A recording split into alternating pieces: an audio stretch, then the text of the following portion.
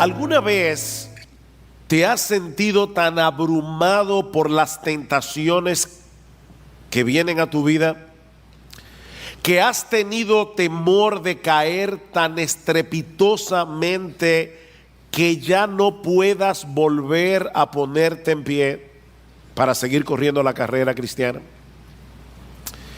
¿Alguna vez tú te has preguntado si vas a poder perseverar hasta el fin? Yo me he preguntado eso. ¿Alguna vez tú te has preguntado si al final vas a ser como aquellos que Cristo menciona en la parábola del sembrador, que creen por algún tiempo, pero cuando vienen las pruebas se apartan?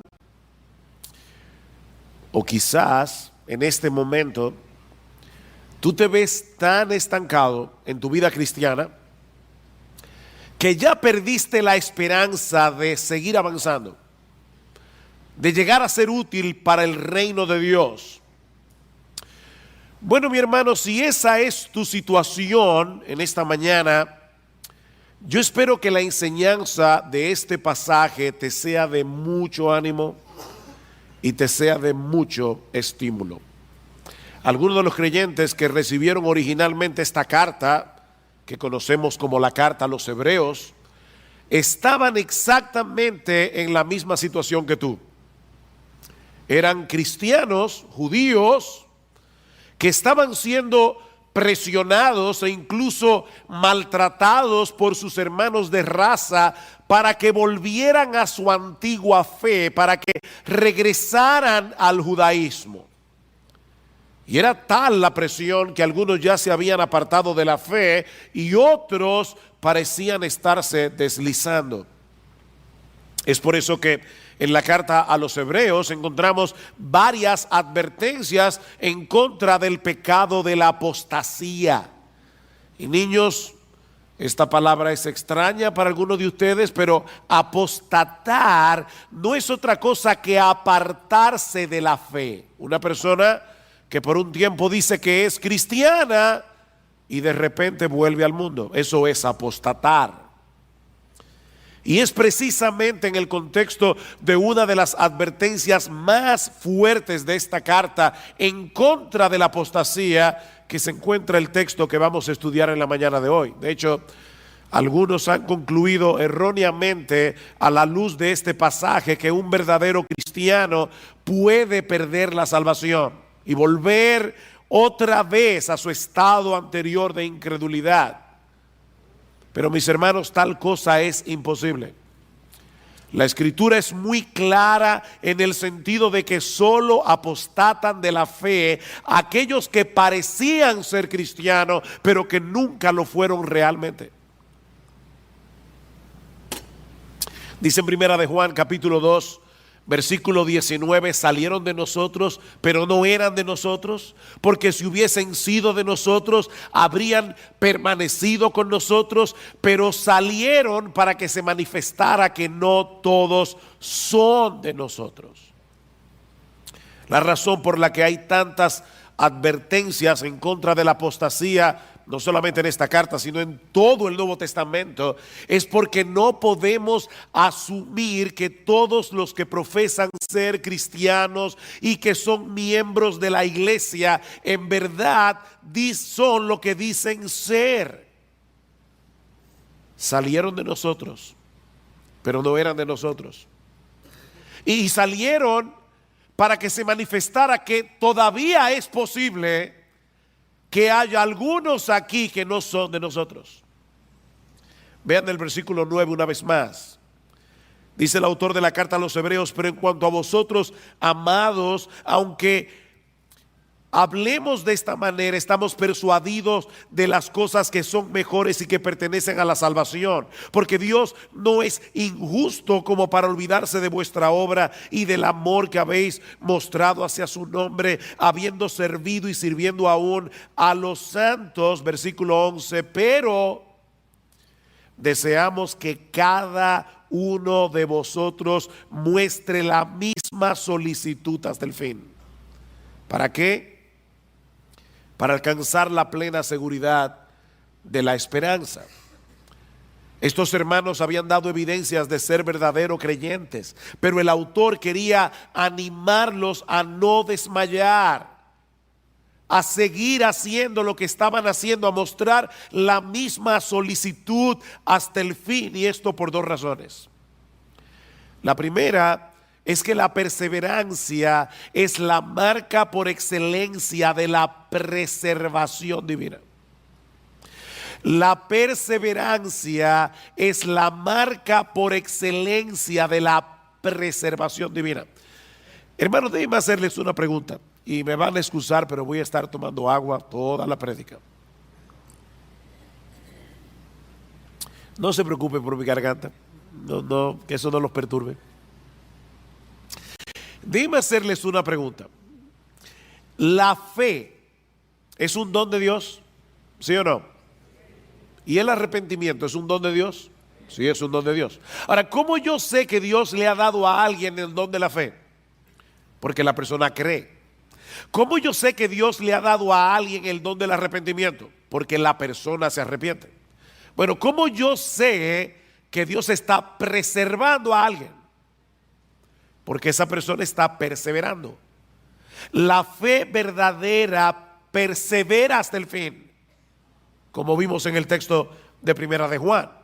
Pero por otra parte, el autor también quiere ayudar a los verdaderos creyentes de esta iglesia a que puedan experimentar la seguridad de salvación. ¿Lo vieron en el versículo 11? Que muestre la misma solicitud hasta el fin para alcanzar la plena seguridad de la esperanza. Que puedan estar seguros de que son salvos.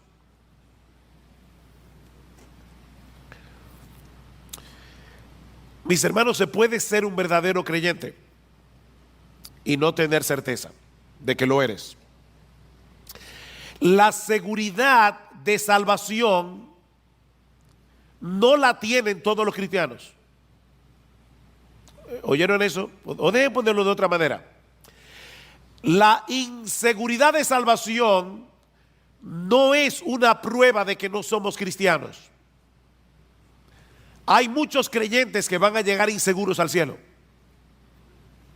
Y hay muchos impíos que van a llegar seguros al infierno, creyendo que son creyentes.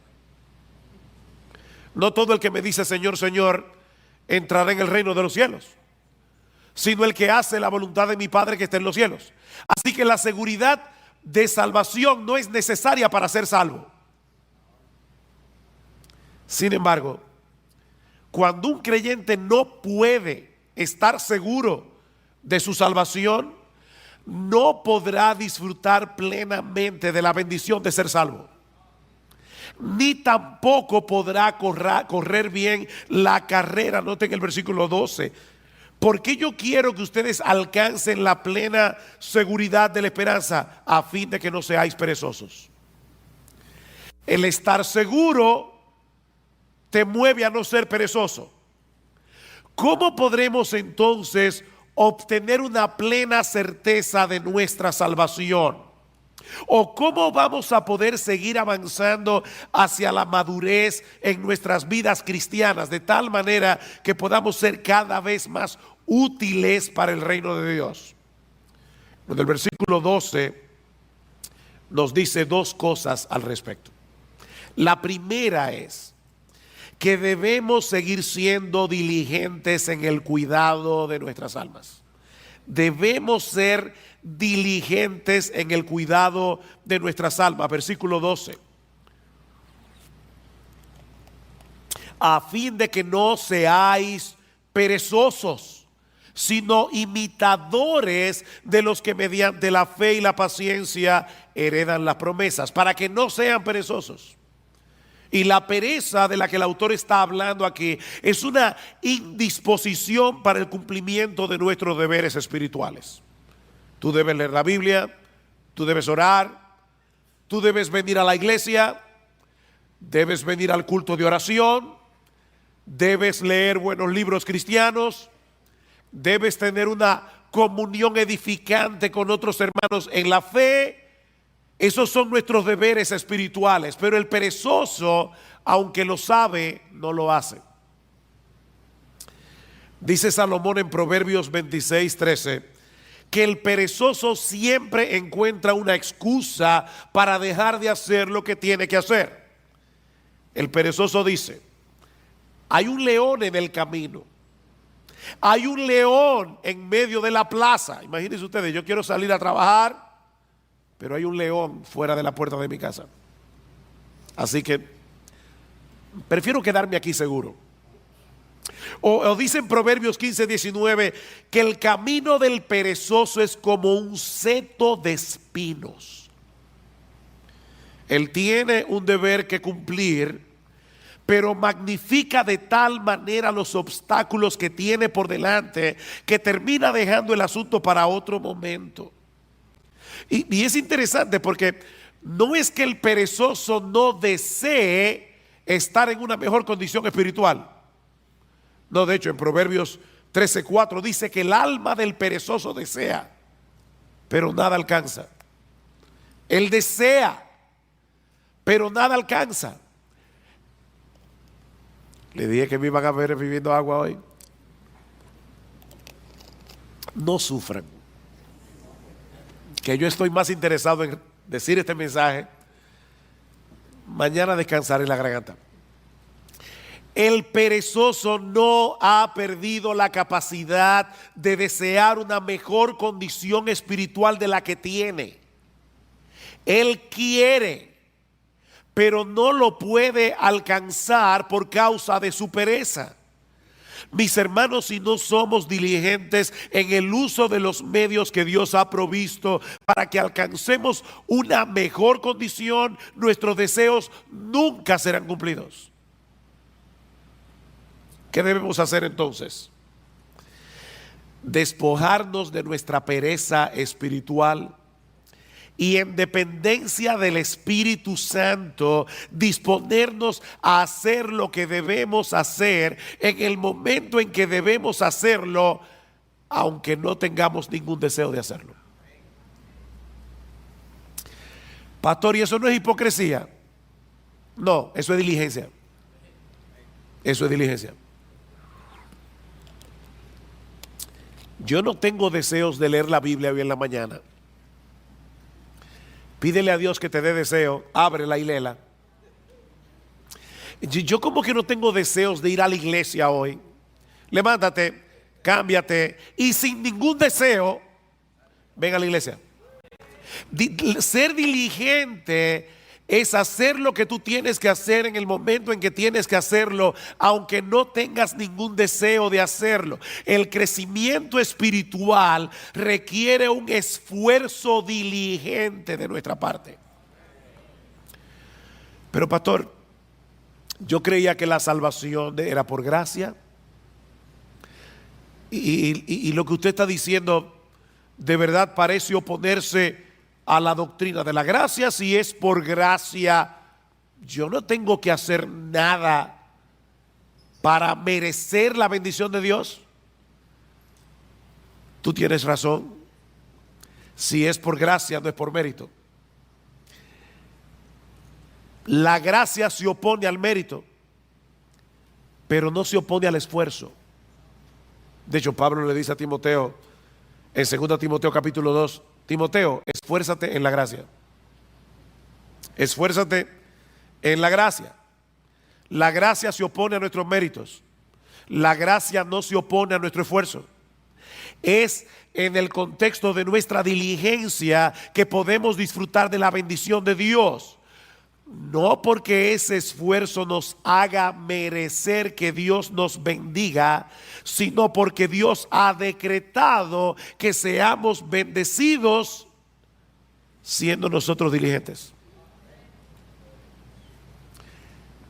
usando los medios de gracia, la lectura regular de la palabra, la vida de oración privada y corporativa, congregarnos con el pueblo de Dios en el día del Señor, participar de la Santa Cena como haremos esta noche, leer buenos libros cristianos. Dios ha decretado fortalecer nuestra salud espiritual haciendo uso de esos medios.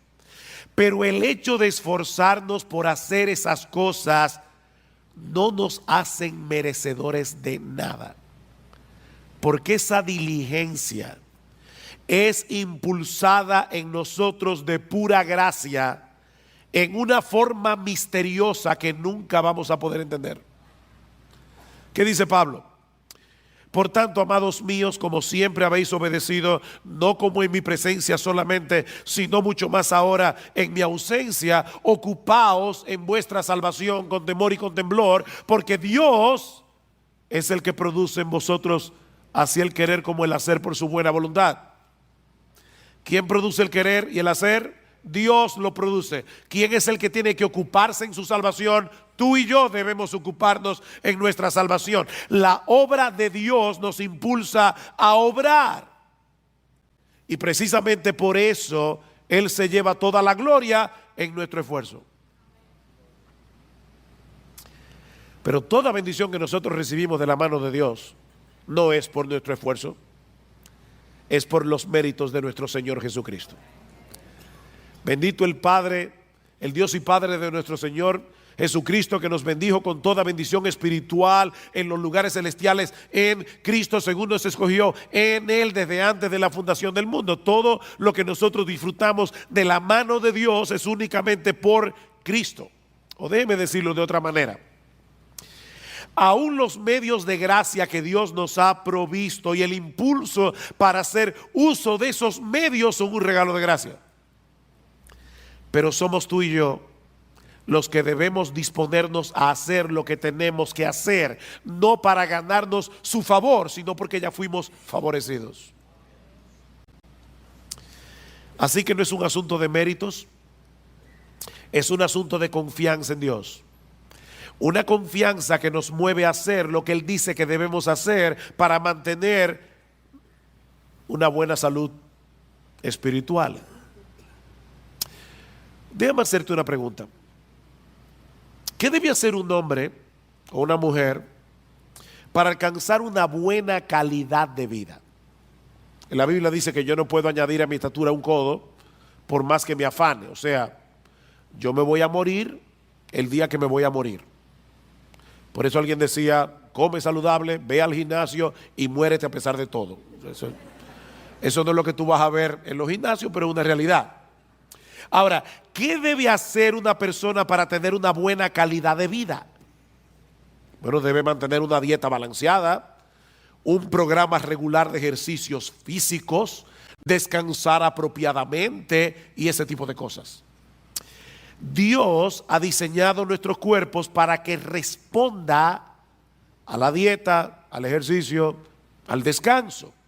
Si yo soy responsable en el cuidado de mi cuerpo, aún así puede ser que me enferme y que me muera antes de cumplir 40 años, pero lo cierto es que esas son las cosas que yo debo hacer en mi responsabilidad para tener una buena calidad de vida. ¿No es así?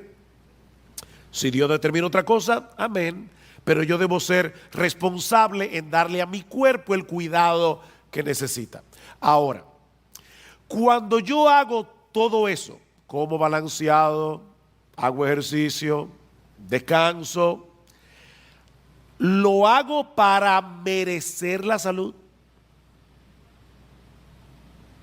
No es un asunto de méritos. Es un asunto de responsabilidad y de confianza en que Dios me dice que lo haga. Si yo estoy enfermo y me tomo la medicina que el médico prescribió, no es para merecer ser sanado, sino porque confío en el médico. ¿No es así? Mi deseo de ser sanado y mi confianza en la capacidad del médico es lo que me hace hacer lo que él me dice. Bueno, hermanos, lo mismo ocurre con nuestra vida espiritual. Pablo dice a Timoteo, ejercítate para la piedad. O como lo traduce la Biblia de las Américas, disciplínate a ti mismo para la piedad. Eso es algo que nadie puede hacer por ti. O sea, no esperes que tú te vas a levantar por la mañana. Wow, qué deseo yo tengo de salir a correr 5 millas. No. A veces los que corren y hacen ejercicio físico no tienen deseo de levantarse, pero ellos lo hacen por responsabilidad. Bueno, tampoco esperes que todas las mañanas tú te vas a levantar con un impulso para leer tu Biblia. No, a veces tú vas a querer seguir durmiendo, pero debes levantarte como quiera, abrir tu Biblia y leerla. Ejercítate para la piedad. Disciplínate a ti mismo para la piedad. Ahora, nunca olvides que son medios de gracia. Eso quiere decir que aun cuando haces uso de esos medios que Dios ha prescrito para preservar la salud de nuestras almas, debemos hacerlo descansando en Él. No en nuestras propias fuerzas o en nuestra propia capacidad. Señor, voy a leer tu palabra, dame entendimiento. Abre mis ojos para ver las maravillas de tu ley. Alimenta mi alma. Déjame ver a Cristo en las páginas de las Escrituras y aumenta mi admiración por Él. Porque contemplando su gloria es que somos transformados de gloria en gloria. Señor, voy al culto de oración o de adoración. Por favor, ayúdame a adorarte sin distracciones. Por favor, ayúdame, Señor, que yo pueda percibir y experimentar tu presencia junto a mis hermanos en la iglesia. Ayúdame, Señor, para atesorar la palabra predicada de tal manera que obre poderosamente en mi corazón. Ayúdame, Señor. Así que lo primero que el autor de Hebreos nos está diciendo aquí es que si tú quieres perseverar hasta el fin, si tú quieres seguir avanzando hacia la madurez cristiana, debes ser diligente en el cuidado de tu alma. Amparado en el poder del Espíritu de Dios, pero tú debes ser diligente en el cuidado de tu alma. Pero hay algo más que debemos hacer. Y es aprender a esperar con fe y con paciencia que Dios haga en nuestras vidas lo que Él ha prometido hacer. Vean el versículo 12 otra vez. A fin de que no seáis perezosos, sino imitadores de los que mediante la fe y la paciencia heredan las promesas. El texto no nos dice explícitamente quiénes son esos creyentes a los que debemos imitar, pero obviamente se refiere a todos los hombres y mujeres de fe del Antiguo Testamento que encontramos en el capítulo 11 de la carta a los Hebreos, y de los cuales Abraham es un prototipo. Vean el versículo 13. Pues cuando Dios hizo la promesa a Abraham, no pudiendo jurar por uno mayor, juró por sí mismo. ¿Por quién jura Dios? Por Él mismo, diciendo: ciertamente te bendeciré y ciertamente te multiplicaré. Y así, habiendo esperado con paciencia, obtuvo la promesa. Habiendo esperado ¿cuántos años? 25 años. Con paciencia. Pero Dios le dio el hijo. La historia de esos hombres, mis hermanos, quedaron registradas en las Escrituras con un propósito didáctico. Dice Romanos 15: porque todo lo que fue escrito en tiempos pasados para nuestra enseñanza se escribió a fin de que por medio de la paciencia y del consuelo de las Escrituras tengamos esperanza.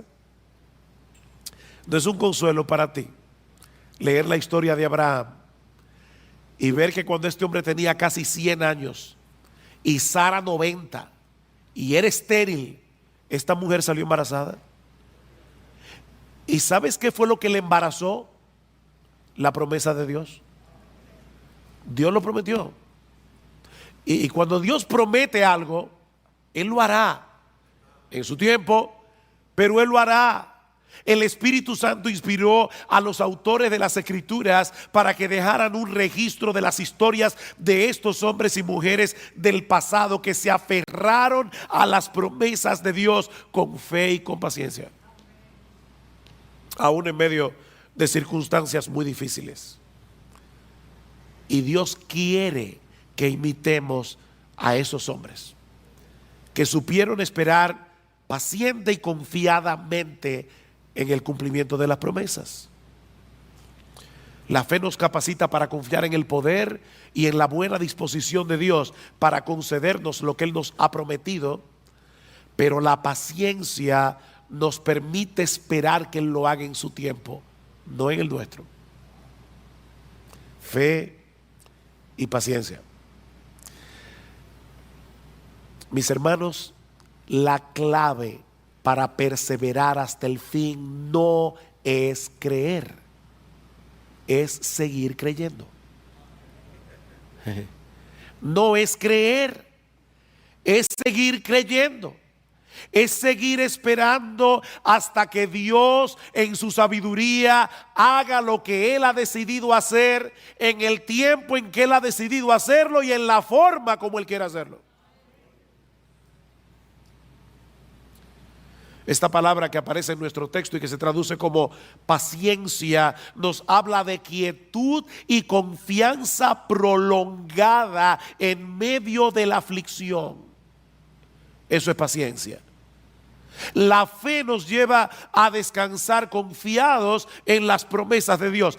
La paciencia nos permite continuar esperando lo prometido, aunque en medio de las circunstancias en que nos encontremos nos dé la impresión de que Dios se olvidó del asunto.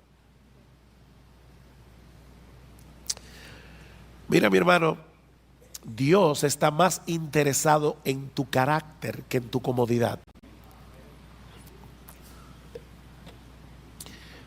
Él quiere llevarte a depender más de Él, a que tú entiendas cuánto lo necesitas.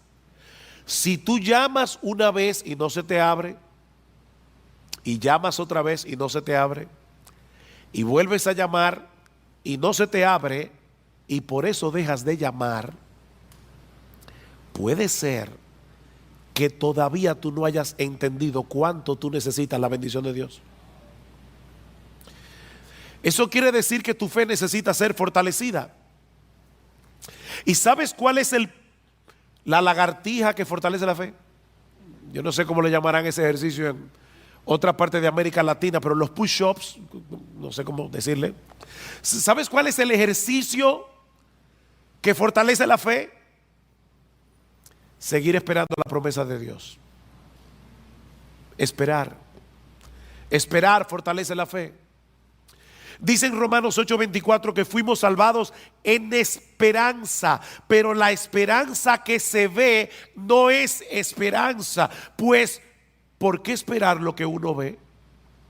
O como lo dice en otra versión, ¿quién espera lo que ya tiene? Es en la espera que se fortalece nuestra fe. Aquellos que han sabido unir la fe con la paciencia seguirán llamando y seguirán llamando y seguirán llamando hasta que le abran la puerta. Dice el salmista en el Salmo 123: a ti levanto mis ojos, oh tú que reinas en los cielos. He aquí como los ojos de los siervos miran a la mano de su Señor, como los ojos de la sierva a la mano de su señora. Así nuestros ojos miran al Señor hasta que se apiade de nosotros. ¿Por cuánto tiempo? Hasta que se apiade. Salmo 130: espero en el Señor, en Él espera mi alma y en su palabra tengo mi esperanza. Mi alma espera al Señor más que los centinelas a la mañana. Sí, más que los centinelas a la mañana. ¿Te das cuenta, mi hermano, la insistencia de la Biblia en el hecho de esperar? Si no aprendes a esperar, vivirás frustrado. Te vas a frustrar con Dios, porque el horario de Dios casi nunca encaja con nuestras expectativas. Te vas a frustrar. Dios pudo hacer el mundo en un segundo, pero lo hizo en 6 días. Y dice que al principio la tierra estaba desordenada y vacía, y Dios la fue trabajando poco a poco, poblando la tierra hasta hacerla productiva. Dios hace las cosas en su tiempo. Mi hermanos, no es como a nosotros nos parece mejor, sino es como Él sabe que es lo mejor. ¿Ustedes recuerdan cuando Elías le oró a Dios? Había una sequía de 3 años y medio, y el Señor no envió la lluvia de inmediato. Elías le dice a su criado: ve a ver si tú ves algo en el cielo. El criado regresó diciendo: yo no veo nada. Vuelve otra vez. Nada. Vuelve otra vez. Nada. Vuelve otra vez. ¿Saben cuántas veces volvió el criado? 7 veces. Oigan, hay que tener paciencia. En este caso del criado con Elías. Pero ya no te dije que no hay nada. Ve otra vez. Finalmente el criado llega y le dice: veo una pequeña nube como la palma de un hombre que sube del mar. Cuando Gloria y yo fuimos a visitar a nuestra hija en Medio Oriente, aquel lugar es desértico, casi nunca llueve. De hecho, desde abril hasta noviembre no hay nubes en el cielo, nunca, nada de nube, ni una sola. Ahora imagínate en ese desierto que alguien vea una nube del tamaño de la palma de una mano que está subiendo del mar y dice: ay, parece que va a llover. Elías, que entendía perfectamente el modo de obrar de Dios, le dice al criado: sube y dile a Acab, prepara tu carro y desciende para que la fuerte lluvia no te detenga. Y sucedió que al poco tiempo el cielo se oscureció con nubes y viento y hubo una gran lluvia.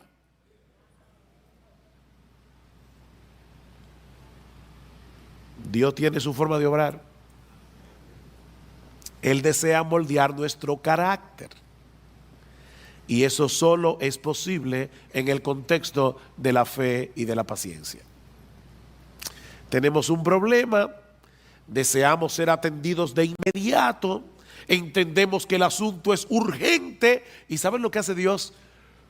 Dios mueve las cosas de tal manera que todo el mundo esté ocupado y que nadie te pueda atender.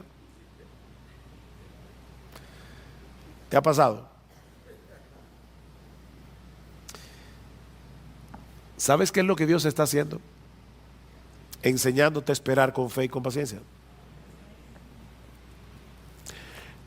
Tu mayor problema no es que te atiendan. Tu mayor problema es tu falta de fe. Y Dios está moldeando tu carácter. Mis hermanos, ¿qué aflicción puede ser mayor que la muerte de un ser querido? Pero cuando Marta y María mandaron a llamar a Jesús porque Lázaro estaba enfermo, el Señor ni se apresuró.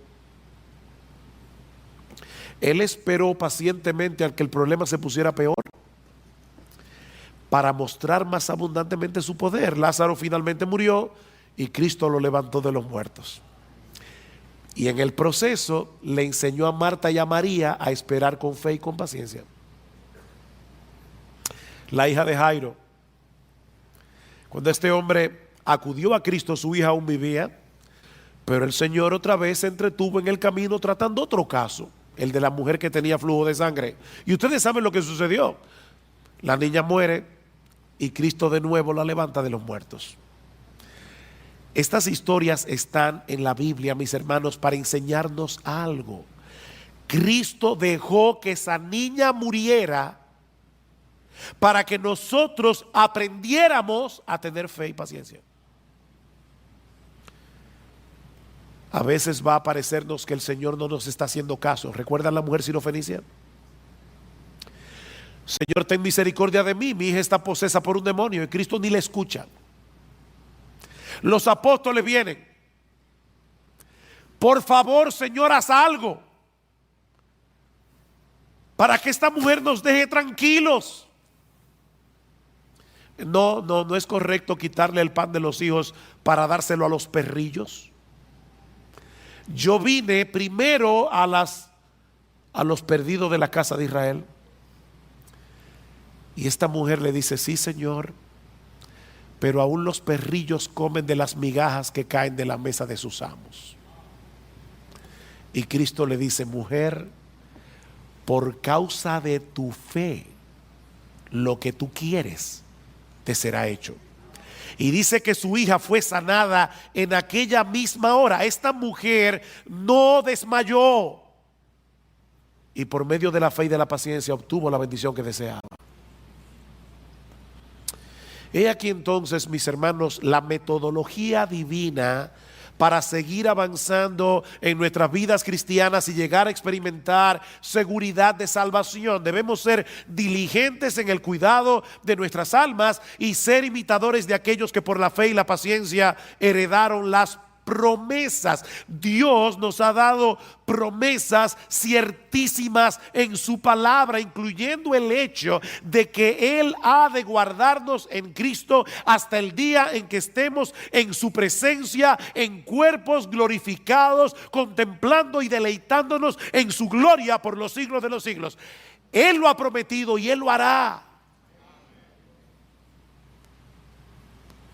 Mis ovejas oyen mi voz y yo las conozco y me siguen, y yo les doy vida eterna y no perecerán jamás, ni nadie las arrebatará de mi mano. Mi Padre que me las dio es mayor que todos y nadie las puede arrebatar de la mano de mi Padre.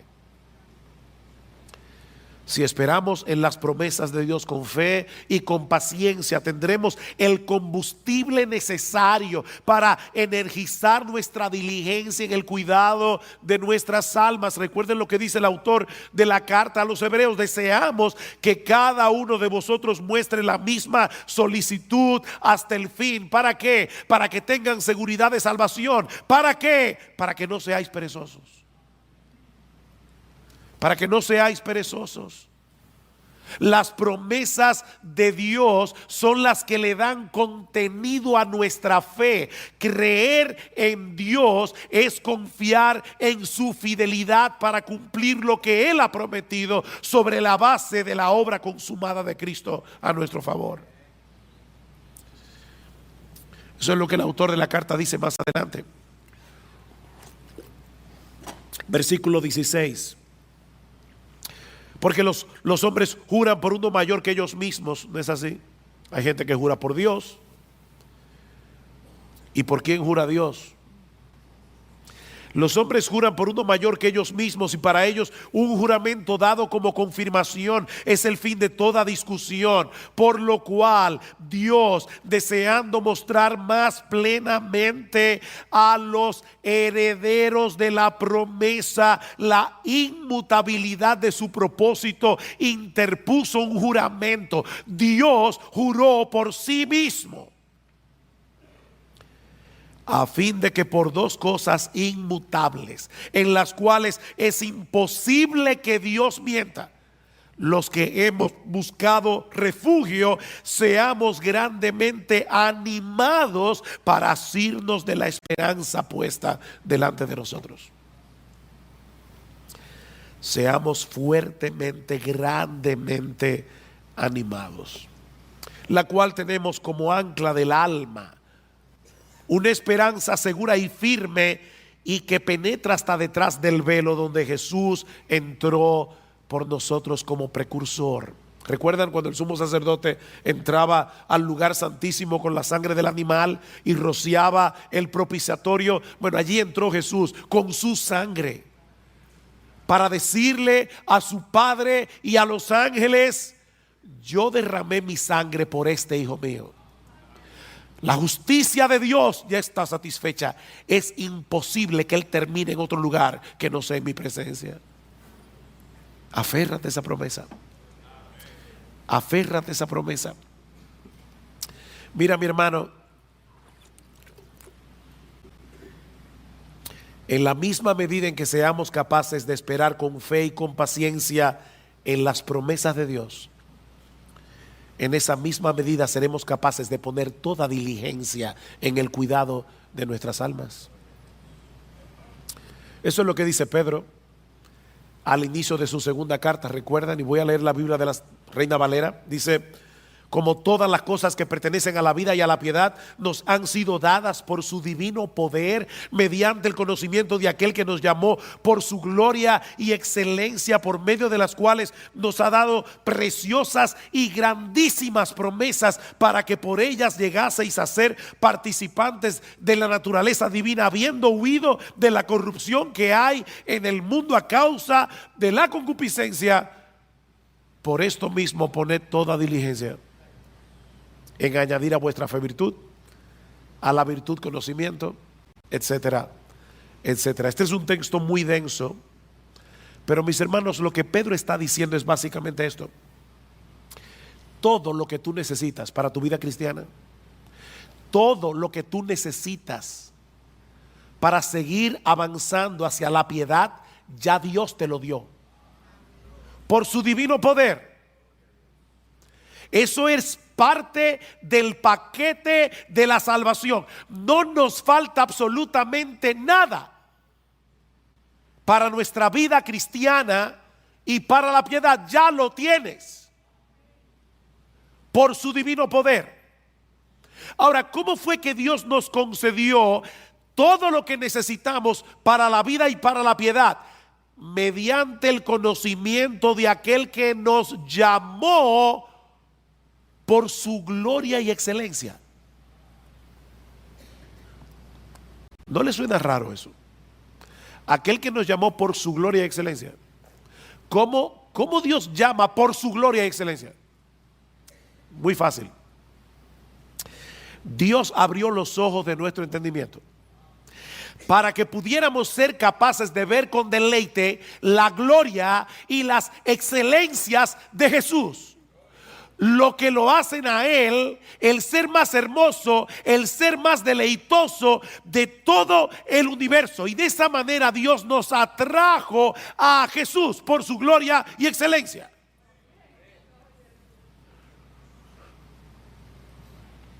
Y ahora Pedro está diciendo: el hecho de saber que el poder omnipotente de ese Dios que nos llamó por su gloria y excelencia está obrando en nosotros hasta que estemos en su presencia en cuerpo y almas glorificados, es una poderosa motivación para poner toda diligencia en añadir a vuestra fe virtud, a la virtud conocimiento. Alguien lo ilustra de esta manera: imagínate que tú eres un prisionero de guerra en un campo de concentración y has perdido toda esperanza de salir vivo de allí. Y en tu desesperanza ya tú comenzaste a vivir descuidadamente. Tú lo que quieres es sobrevivir hasta la muerte, y ya tú no te preguntas si algo está bien o algo está mal. Como decimos en buen dominicano, tú estás dado al pecado. Pero de repente te enteras de que se está planificando un intercambio de prisioneros. Y ves que se acerca a la fila donde estás tú el guardia que tiene la responsabilidad de señalar a los que van a ser libertados y enviados de vuelta a su familia. Si el guardia te señala a ti, eso no sería un mero conocimiento. Recuerden que Pedro dice: mediante el conocimiento de aquel que nos llamó por su gloria y excelencia. Pero ese conocimiento transforma, ese conocimiento anima. Si el guardia se te acerca a ti, tú no vas a pensar: oh, qué interesante, me llamó a mí. No, mi hermano, en ese momento el poder de la esperanza va a energizar todo tu cuerpo y tu alma, porque sabes que has sido llamado para ser de nuevo un hombre libre. Bueno, eso es precisamente lo que Pedro nos está diciendo aquí. El hecho de saber que el Dios de gloria se nos ha acercado y nos ha dicho: tú que estás allí, ven, yo te mostraré mi gloria y te daré una vida eterna glorificada para disfrutarla. Esa es una esperanza que energiza nuestra diligencia para seguir avanzando en el camino de la piedad.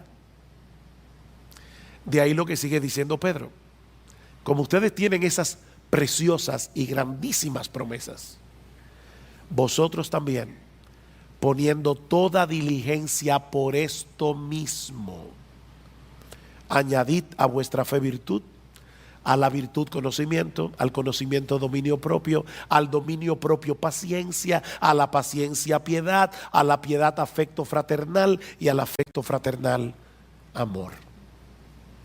¿Se dan cuenta? Este texto concluye como comienza Hebreos 6. Pedro lo pone al revés. Esperar con fe y con paciencia en las promesas de Dios es lo que nos hace diligentes para añadir a la fe virtud, a la virtud conocimiento y así sucesivamente. Mis hermanos, no hay forma de avanzar sin esperanza. Y la esperanza se alimenta de las promesas de Dios. Solo si aprendemos a esperar en ellas con fe y con paciencia. Promesas, esperanza, fe y paciencia. Y ahora yo te pregunto: ¿qué tanto tú estás alimentando tu esperanza con las promesas de la palabra de Dios? ¿Qué tan a menudo tú traes esas promesas a tu mente, sobre todo cuando estás en medio del dolor y de la aflicción? ¿Cuándo fue la última vez que en una forma consciente tú meditaste en una promesa de las Escrituras hasta que la paz y la quietud trajeran descanso a tu alma? ¿Qué tan dispuesto tú estás a seguir esperando en Dios, sabiendo que Él selló cada una de sus promesas con la sangre que Cristo derramó por ti en la cruz del Calvario? Recuerda que es por fe que andamos, no por vista. Mis hermanos, que el Señor nos ayude a mostrar la misma solicitud hasta el fin, no te canses, para alcanzar la plena seguridad de la esperanza, a fin de que no seáis perezosos y no imitadores de los que mediante la fe y la paciencia heredan las promesas.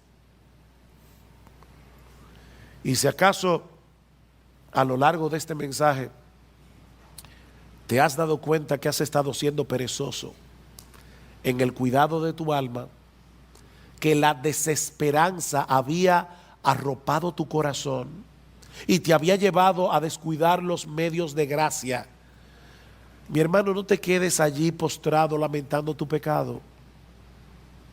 Si confesamos nuestros pecados, Él es fiel y justo para perdonar nuestros pecados y limpiarnos de toda maldad. Señor, perdóname. Yo he estado descuidando la lectura de tu palabra. Yo he estado descuidando la oración. Perdóname, Señor, he estado descuidando el venir a la iglesia. He estado descuidando participar de tu cena. Perdóname, Señor, porque no he estado cultivando el hábito apropiado de lectura. Perdóname, Señor, porque no he estado teniendo comunión edificante con mis hermanos en la iglesia. Perdóname, y después que le pidas perdón, aprópiate por fe de ese perdón. El perdón no se siente, el perdón se cree. Muchas veces nosotros pedimos perdón por nuestros pecados y no nos sentimos perdonados. La pregunta es: ¿en qué tú vas a creer? ¿En los sentimientos de tu corazón o en las promesas de Dios?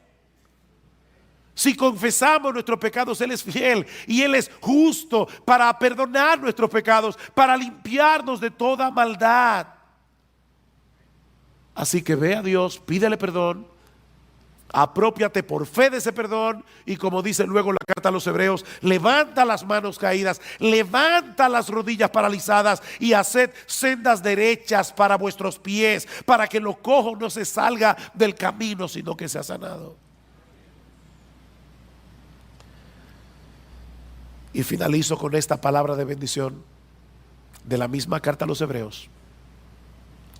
Y el Dios de paz, que resucitó de los muertos a nuestro Señor Jesucristo, el gran pastor de las ovejas, por la sangre del pacto eterno, os haga aptos en toda obra buena, para que hagáis su voluntad, haciendo Él en vosotros lo que es agradable delante de Él, por Jesucristo, al cual sea la gloria por los siglos.